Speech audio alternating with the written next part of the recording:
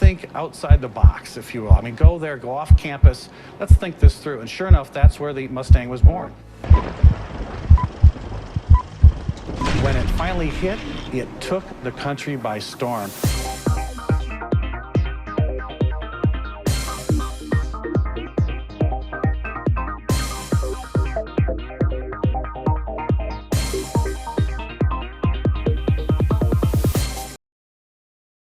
Hello everybody and welcome to another edition of Cars in Context. I'm your host John Clor. You know, this is the Motor City and this is the show where we put cars into the context of your everyday life. We love to celebrate all the automotive heritage we have in this area. We're not going to make any apologies for our decidedly Detroit perspective. Today we've got a great show for you. We got something that could be coming into your car life very soon. It's something that really is kind of scary. There are people out there that don't want you to work on your own car anymore. They want to take all the power you have to have control over fixing your own vehicle and meddling with your own vehicle out of your hands and forcing you to the repair shops. So we're going to sort this out. And how are we going to do it? We're going to bring in Chris Sawyer of thevirtualdriver.com. Chris, thank you for coming back. You're welcome. What do I know about working on cars? Oh. Well, hey, the rumor was there's all kinds of cool things in your garage. And some of them you actually you did yourself. They actually get running though. This is really important, Chris, because look, for all these, all the car guys and car girls out there, the cool thing was we worked on our own cars. You know, we didn't have the government or manufacturers telling us, you can't touch that, except back in the 70s when they took the adjustable screws off of our carburetors and yeah, but remember in the 70s we took all of those little pieces of plastic that had a vacuum line to them, that had foam in the middle of them. The first thing we did was got a drill bit and took the foam right out of them, didn't we? We are terrible people because Americans don't like to be forced into doing anything. So when they first put those crazy mice, the crawling seat belts on your car, we disconnected those. We disconnected the chimes. We took for the fuel economy, we took the air pumps off our cars for more horsepower. We don't like being forced to do things. So now, Chris, this is a pretty scary thing. They're actually talking about we cannot mess with anything on our cars from now on. We have to go either to a dealer or a certified service center. We got to get into this. But before we do that, yes, we have to find out what's happening in the news. Okay. Take the first one because why? Because I don't want it. Okay, good. Well, speaking of taking something, General Motors took something from Ford recently, and that was leadership in the pickup market. Now, if you watched our show from the North American International Auto Show in Detroit, where we did a whole segment on trucks, you and I talked about this, how the Ford Motor Company walked away from the compact truck market with the Ranger and decided just to go it alone with the F-Series. And General Motors, they said, you know what, we're not ready to let go. So they made a new Colorado and Canyon. Well, it's finally one that you'd want to buy. Yes, unlike the previous but ones. And on that show, if you watch, if you want to go back and see it, it's on Cars in Context TV at YouTube.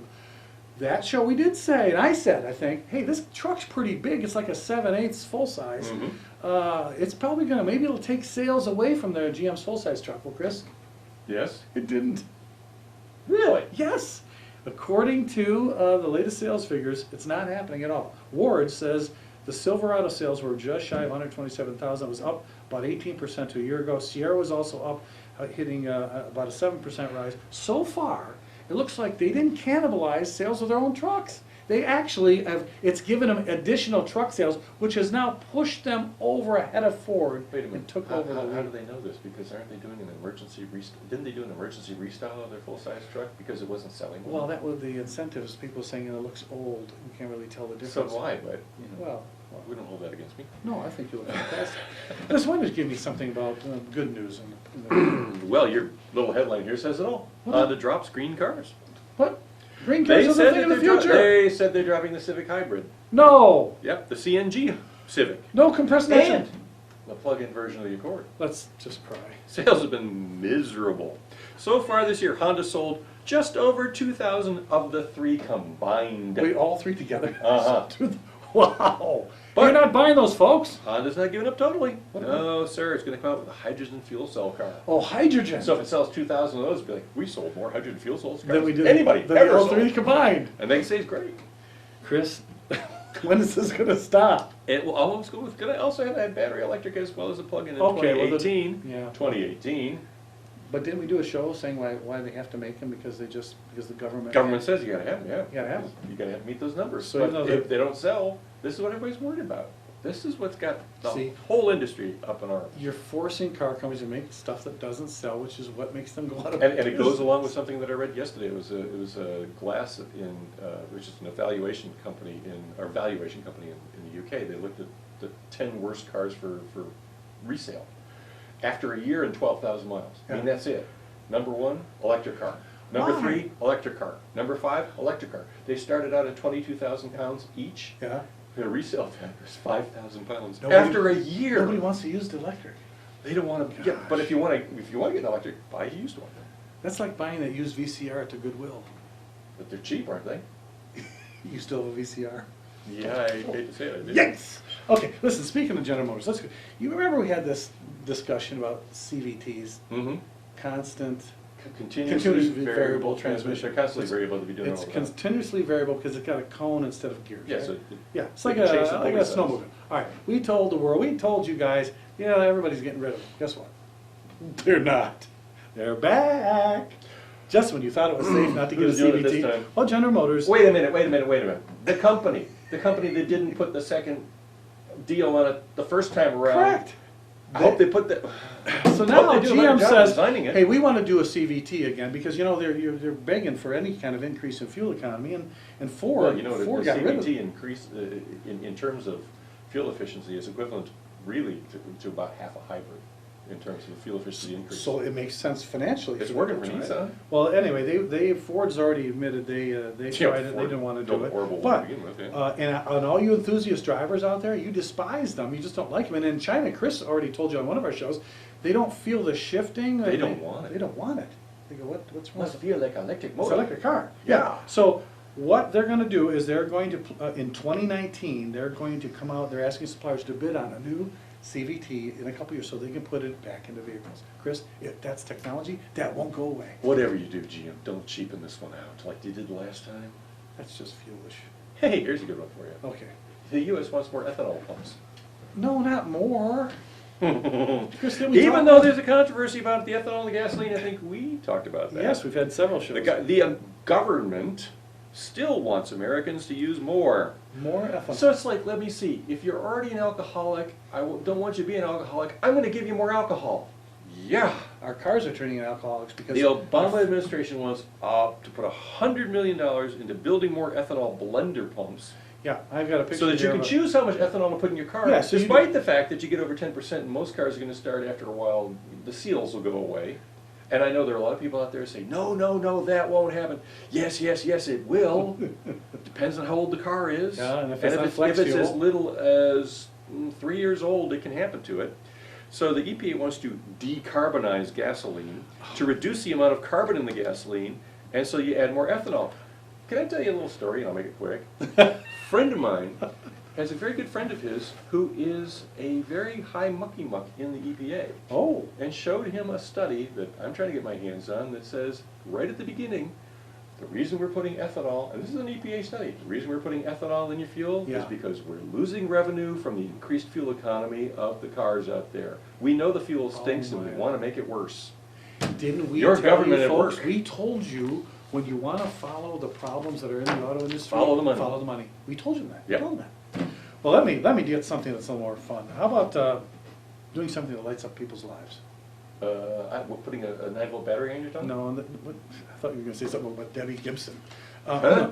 Volvo has been, doing safety technology for years. They're all about that, right? So now it's coming out. Check this out. This is not technology for the cars. It's for pedestrians and bicycles. But they're offering a new spray paint that they call Life Paint.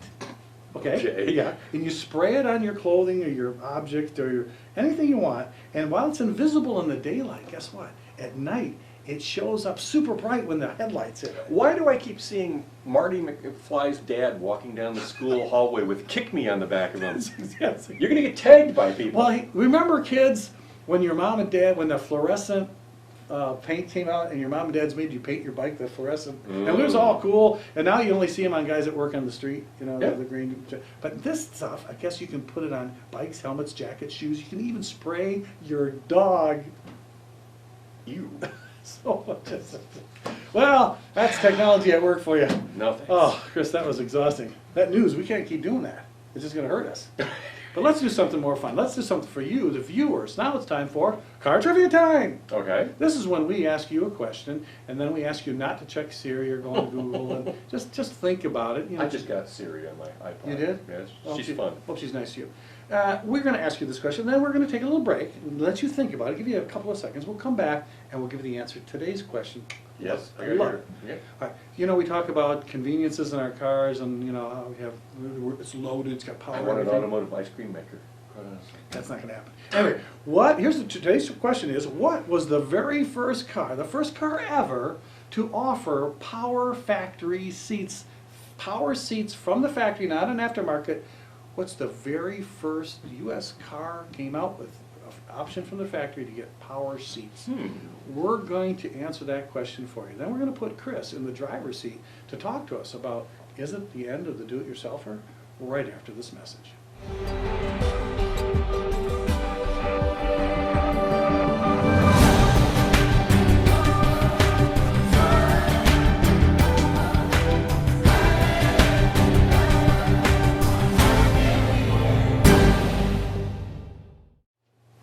Hi everybody, and welcome back to Cars in Context. I'm your host John Clor. Today we're talking to Chris Sawyer of thevirtualdriver.com. Chris, best guest host in all of television. You really, you know, you've got it. You know, today, Chris, we've got this big topic. We've got to go over it, but you know, we threw out this trivia question, and I know people are out there going, "God, power seats. What was that back in the '60s?" You know, so I really think you need. You do that well. Well, thank you. Yeah. But So I those times we're doing the Borscht Belt, right? That's right. Up in the Poconos. Yeah. That's right. So our question of the day, our trivia question, was a tough one, but I hope you have the answer because we're going to give it to you now. The question was, what was the first car ever to offer factory power seats? Chris, this was a tough one, wasn't it? I knew it had to be these guys, but I didn't think it was You thought it this was early. Cadillac? I thought it was either Cadillac or Packard. Well, Chris, you would have been right. The answer is the first car ever to offer factory power seats was the 1947 Packard. We got a picture of it there. A 47 Packard. Those are. Can you imagine how big that motor was back in 1947? Made of cast iron and all the rest. Yeah, That car probably weighed 100 more pounds because of that. You could grind that car up and make 50 of today's cars out of it. Oh, Yeah. easy. A 47 Packard. That was a tough one. Well, if you have a trivia question for us, you can send it to me, jclor@carsandcontext.com. We'll put it on the air. But today we have to get into our topic of the day, Chris. You know. Everybody likes working on their cars. If you're a car person, you know, some people say, "Oh, just send it up to the shop." But after a while, you know, Yeah, you want to not get that greasy. well. You do your own oil changes. You know, sometimes some people do their own tire rotations. Some people actually have a creeper, which is Those are most of my brothers. no. That's that little Oh, thing where you oh. roll up underneath the car. Yeah, I've got one of those. And And for those of ramps. us, and ramps, remember ramps? For those of us who were born and raised working on our cars, this news about a new General Motors proposal. And it came apparently from a 1988 law, which is called the Digital Millennium Copyright Act. They are worried, folks, that the amount of software and programming that goes into your car's computer is going to get messed with, and that will be legally responsible for all that. Well, I can understand their fear there because the government will hold you responsible for things you didn't even have anything to do with. So Well, in my America, Why- you yeah. just get a lawyer, that's all you do. But, Thank you, Jeffrey Feinberg. I'm wondering, folks, with this proposal, the problem with this proposal is, will it mean that you can no longer go lift up the hood and work on your own car? You can't change anything. If you mess with something or go to an auto parts place and put a different part on your car, this wasn't factory. General Motors wants to keep control, and they think that all automakers don't want aftermarket parts, Chinese parts, knockoff parts. Anything that makes their car not legally what it was when it left the factory could become a legal problem. So they're going to ask the government to push this through and keep us out from underneath our hoods. Chris, tell me this is impossible. well, it's very possible. Oh, jeez. Are you Well, I serious? understand they're worried because you may do it as the owner. You sell that car with those modifications. I made bought to it. The second guy doesn't know necessarily you've done it. Something goes wrong. Does he sue you, or does he go for the guy with the deep pockets over there? Because why are you asking about who sues who? Why is This is America. Did you not, did you wake up in another country this morning? No, it's just, Did you have so many Tim Hortons you thought you were in Canada, eh? no. No, I don't understand. this is America. We sue people for a living, for but God's why- sake. But, okay, so you bought the car. Okay, it's yours. You bought it that way. Not. Read the contract you signed when you bought that car.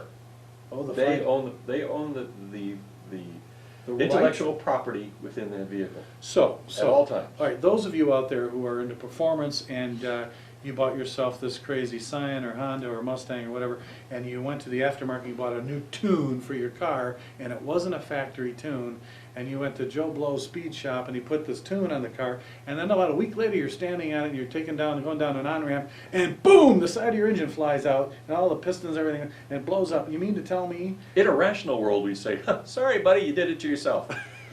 But In an irrational world where there are lawyers, yeah, you'd say, hey, you'd blame the manufacturer. of course you do. But that's like, So what? but they modified the car. Here's the thing. I understand this, and it makes sense. And if you watch the Top Gear where they modified the vehicle to try to get it to go faster, and it went slower and slower and slower. That's right. It does happen most of the time. You think it's faster, Yeah. but it isn't. That's right. What you really want to do, and what I think is the smart thing, is to say, come and use our stuff. It won't void your warranty. We know it'll do it. It'll do all those wonderful things that you want. Oh, I don't know. The thing is, though, do we need more legislation? Do we really need more legislation? Do we need to make the most legislated consumer product in the world, Car. in the history of man, Your the car. automobile, even more legislated? No, we don't. There are Yeah. smarter ways to do this, but GM doesn't know any smarter ways because they're GM, so sue somebody. Yeah, I can tell you this. You know, it's true. Let's say this is what it's like. Say you built a new house, okay, and the builder left and he said, I hope you like your house. And then you called the contractor, and another contractor, some guy in like a rusty old truck that gave you a low ball offer. He said, I'll make it open concept here, and he knocks the wall down. Well, about 2 weeks later, your roof falls in.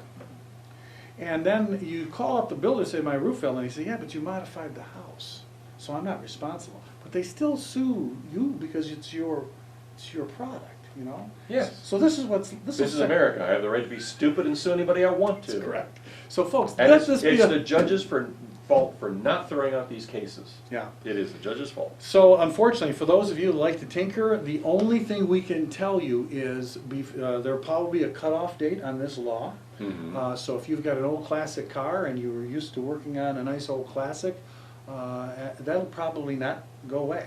No, but the other thing you can also do is go to the Federal Register, find this law, and there's a commentary period, and go and comment your brains out on it. Wow. Wow. That's the best advice we can They possibly get give. pushback on it, Yeah. they won't do it. And for the rest of you, I know some people like you, you just say, I don't work on my car. I hire people to do Send that. those to the dealership or I'll come and tell, yeah, you'll be fine. You Please, won't- I put white gloves on to touch the children. My Yeah, God. the great poupon. Yeah. Okay, so we got that solved for you, so now you know what to do, and if it happens, I'm not gonna cry, so now it's time to move on. Let's do something a little more fun. Let's lighten it up. That was really heavy, because every time we talk about the lawyers. Heavy. What's wrong with gravity in the future? Sorry. Now, see, he's doing it. Okay, it's time now. It's time now. This is one of my favorite segments. It's called for Pick of the Week. This is when you, the viewer, send us a picture, and we put it on the air because either you thought it was funny or something that Chris should mention. And now this one, I happen to think. We haven't had any of those yet, Talk have about we? do it yourself, Chris. Here, let's put up the picture of the week. This is, yes, that's exactly what it looks like. So the guy has a tire, and he didn't want to repair it, so he used, what, at least 2 rolls of duct tape? Duct tape well, on your tire? He could have used that spray stuff that the guy does that, takes the Oh, the seal, flux seal, the yeah? flux seal, yeah. Yeah, It folks, works. If you can this- turn a boat with a screen door in the bottom of it into No. a seaworthy please. craft. No, now he's bleeding infomercials. No, it's not it. Folks, do not, for even you do-it-yourselfers, do not repair your tire with duct tape like that. Is this duct tape? I wouldn't use tire repair, I got duct tape. No, that's not what duct tape's for. No. But thank you for sending that in. We thought it was funny, It's actually. from really children. We appreciate it. If you've got a picture you'd like to send me, jclor@carsandcontext.com, We'll try to put it on there, but just try to keep it clean, will you? Okay, so now it comes time for. Have you met our viewers? So this is the favorite time on the show for me, because that's when people that I know send me pictures, and they, but, and you know, you've been Yeah, some those ones you got from Brett Favre were pretty rather interesting. Oh, those, about his blue jeans? No. This is called Pride in My Ride. This is where you, the WMTV viewers, send in a picture of your car and you tell us why you have pride in your ride. So this picture, this is a cool story. Here is a picture of Gary Dell. He watches us out of AT&T U-verse in Livonia. Mm-hmm. And this is him with his modded, heavily modded, 2007 Shelby GT500 Mustang. And guess who that woman is sitting next to him? That's not his wife, that's not his girlfriend, that's not his significant other, it's not his daughter. This woman is Ellen Collins. That she is a retired Ford engineer. Believe this or not, Chris, people think that the '07 Shelby was created by Carroll Shelby before he passed away. It wasn't. Ellen Collins, Really? Ellen Collins was the Ford SVT engineer, was the chief engineer on the '06 The only thing Cobra Carroll program. Shelby did was sign the check. He put his name on the car. That's right. Yeah. So Ellen, we found Ellen and Gary got together. He got to meet the woman who designed his and engineered his car. How cool And is did he that? walk away going, oh, woman No, did this? yeah. All you ladies out there, he got a chance to have her. She actually signed his dashboard. Is that cool? Very cool. Pride in My Ride. Thank you for sending that in, Gary. Really cool. If you have a picture of your car and you're proud of your ride, send it to me, J. Clor at Cars and Context, and we'll feature it on an upcoming show. Now, this is the tough part. This is when we used to always ask Lauren Perry to come up and give us this mail. And the mail is getting crazy these days, folks. I appreciate every single letter that you send in, but this is why Even the ones he has to write himself. Even- but that's- the real tough ones I give to Chris. So Chris, I Yeah, want you thanks. to tackle this first viewer mail letter. Please handle it, because some of those I can't even answer. Dear Chris, Oh. I read recently, I should say that this is from Alan M. of Grosse Pointe Woods, who watches us on Comcast Cable 915. Oh, HD. Yeah. He said, I read recently that Fiat Chrysler is still pursuing a merger with General Motors. Some reports say that the FCA could launch a hostile takeover of GM. What's going on? I mean, come on. What we said first they went to Ford. If only I knew. Here's what I think Well, is clearly, really. this Alan of Grosse Pointe Woods, you don't read thevirtualdriver.com? Here's what I think is really going on. As I wrote about the Alfa Romeo Giulia, it was an open letter to Sergio Marchionne. I know he likes to say Marchione, but I'm sorry, the girlfriend's Italian, and it's Marchione. I call him It's Marchione. Marchione. Yes. Okay, geez. So, sorry, Sergio. Does he go Anyway, to Pucci's up on Mac? probably. Okay. Andiamos? He's got everything he needs to make Fiat Chrysler a success. It's right before his eyes. He has the people to do it. The only thing he's missing right now is the money that he thinks he needs, but he has got some very, very smart people working in Auburn Hills. What he hasn't got is some very, very smart people working in Italy. Well, the money And- he's got is coming from Chrysler. He can do an awful lot of things And and Jeep. create a really good lineup for both, for Fiat, for Alfa Romeo, for Chrysler, no problem. So why does he want a merger? Because he thinks that well, the costs are getting out of hand, and this regulation is making it even worse. But I think what's really driving this is the Agnelli family Okay. wants to do something that no other Agnelli family member has to this point, and that is get their money out of there. They want to get out of it. Instead of being owners of this monopoly within Italy, they want to get some money in the pocket and have some fun. They're going on vacation. Well, They'll yeah. be like the Kardashians. Oh God, I hope not. Yeah, but And so Chris, so you're they're saying wanting that- to get the money out of it. Fiat, for all intents and purposes, is a dead letter with quality standards that are from the dark ages. I mean, I drove the 500X at the all-line drive, and let me tell you something: beautiful interior, great styling, but there are more squeaks and rattles in a daycare center. That's really. I mean, this was a brand new car, but Well, so he's looking for shared pain. He wants to get out. Yeah. He wants to get out. Which doesn't- The Agnelli family wants to get To out. me, when they forced Chrysler to join with Fiat, you know, and if it weren't for Chrysler and the sales of and Fiat the would have Jeep, died. and the Jeep brand right now, Mhm. they would have. Anybody who buys once they're going to want Jeep, which is worth approximately conservatively $6 billion. One of the hottest products. in They the want world. Ram. Yeah, trucks. That's it. Right. Wow, that was a tough question. All right, but you really made Chris think on that one, Alan. Thanks a lot. Now, that's why I gave it to him. I have an easier one. I got to cool myself down. Yeah, Thinking so yeah. hard. Here. Here, have a peppermint. Oh, thank you. Yeah. No, really have a peppermint. No, I'm just kidding. This one comes to us from Randy A. of Grosse Pointe Farms, who watches Cars in Context on ATUverse, Channel 99. Yep, just like I do. Oh, cool. Okay, he says, Dear John, I just spent a week shopping for a new pickup. Oh, cool, lucky man. And I cannot believe what I have seen. Really? He says Where's this one going? the MSRP for the kind of truck I'm looking for, which is an F-250 Platinum, Oh, well, come on. starts at $55,000. Yes, you could buy a nice house in some places. Yeah, you can buy my house, I'll sell it to you for that. And pushes all the way up to $70,000 with options. How do the big three expect to sell trucks at these prices, John? They're selling every last one of them. At these prices, Every last one of them. at $55,000 to $70,000. What's the one that they just introduced? The Ford F-150, what was it? The super luxury model? Yeah. Well, you gotta have super luxury. What, 70 grand? Well, yeah, I guess. Okay, I can't tell you, Randy, what to buy. I mean, if you have $70,000 and You obviously aren't a business owner, Randy, because a lot of people are having the business buy them and then yeah, funding it off that's that a way. lot of money for a truck. I mean, if that's what you, I mean, that's, like Chris said, that's the going price. Transaction prices on, Why do you think car companies are profitable? right now, the profits in the big three are all, our trucks are selling like crazy, and we love the, in fact, they really kind of replaced the luxury car. Mm-hmm. You buy these luxury pickups, they've got everything on them, they drive awesome, and They do. They're really nice. The back room in my Super Crew is gigantic. I mean, I could just put a party back there. I'm surprised I just don't put a pool in the way back. Yeah, really, we're doing the Yeah, handling. so I can tell you this, Randy, they're probably not gonna go down. Yeah, I don't know what to say that they're Randy, not gonna just go hold down. on. Mercedes is thinking of building a pickup truck. And a couple of other makers are thinking of entering the market. I just think right now, for luxury pickups, this is the going rate. Here's what I would do: buy pre-owned, certified, used. Yeah, best way to do it. That's what I would do. Hate that that's not really great. Probably not what you want to hear, but truck market's really hot. And let's face it, until gas prices get back up to $4 or $5 and people have the pain at the pump, some pickups are still getting 16, 17, almost 20 miles per gallon. Oh, easy. In 1971, the Chevrolet Vega bragged about getting over 20 miles per gallon.